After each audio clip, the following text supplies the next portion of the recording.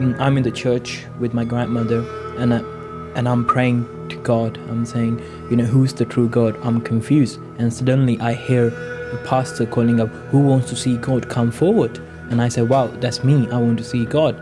And so I rushed at the front and I asked him, yes, I want to see God. And the pastor looked at me.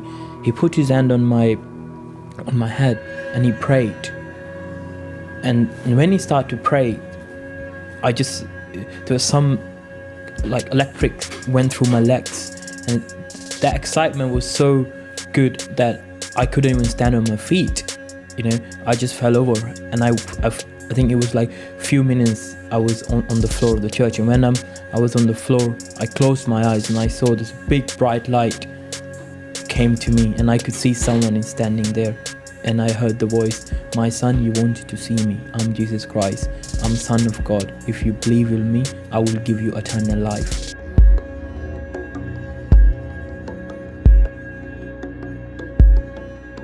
And I was thinking, I'm going to die. So I cried so much, and I didn't share it with no one.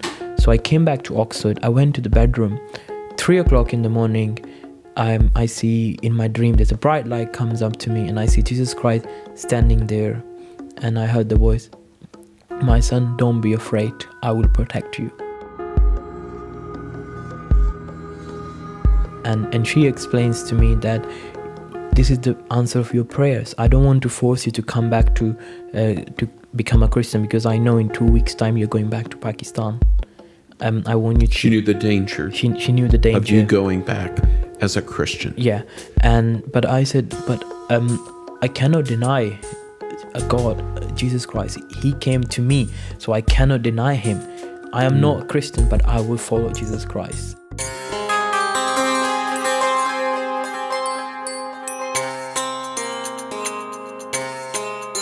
And I just shared, we don't need to sacrifice animals, because Jesus Christ, he sacrificed himself for us, so we don't have to pay these customs.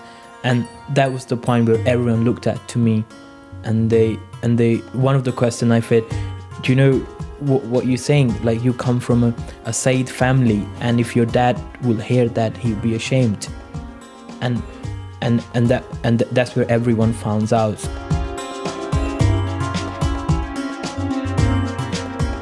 So I went outside. I see his cousin standing there, his brother standing there. So I went up there, said hello, and they jumped on me. So we start fighting, and I still have no idea that why we are fighting. So he came close to me, and so he took out a knife, and he said to me, you try to evangelize our kids, and you try to make them Christian, and I have a right to kill you, and when I kill you, I will go to heaven and my family. I could see the knife coming, like to me, and I closed my eyes. You thought you were dead. And then, so I remember I'm pushing and moving, and the next thing, I was in the hospital. So I was unconscious. As soon as I got stabbed, I was unconscious. And what I see, I'm on the bed, and I see this bright light came to me, and I saw Jesus Christ standing there, and I felt his hand. He put his hand on my scar, and he said to me, my son, your life is in danger just because of me. You will not die now. I will give you more life.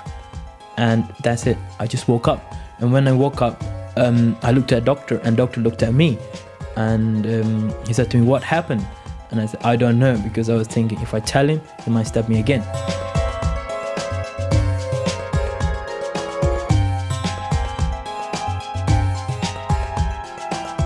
And she said to me, Ali, I had a phone call. And I said, from who? She said, I don't know, someone called in, and he was shouting at me, using bad words, bad language. And they were asking her that if she don't tell them in next 24 hours that where Ali is, we will come and burn your house. I looked up the police, and I said, okay, in Pakistan, because it was a Muslim country, and it was the Sharia law, that's why the police didn't protect me. you know. But how about here? So how you guys going to protect me? And they asked me, you gotta move. But in the end, I had that hope and the peace where I had a dream where God once said to me that, Ali, don't worry, I will protect you.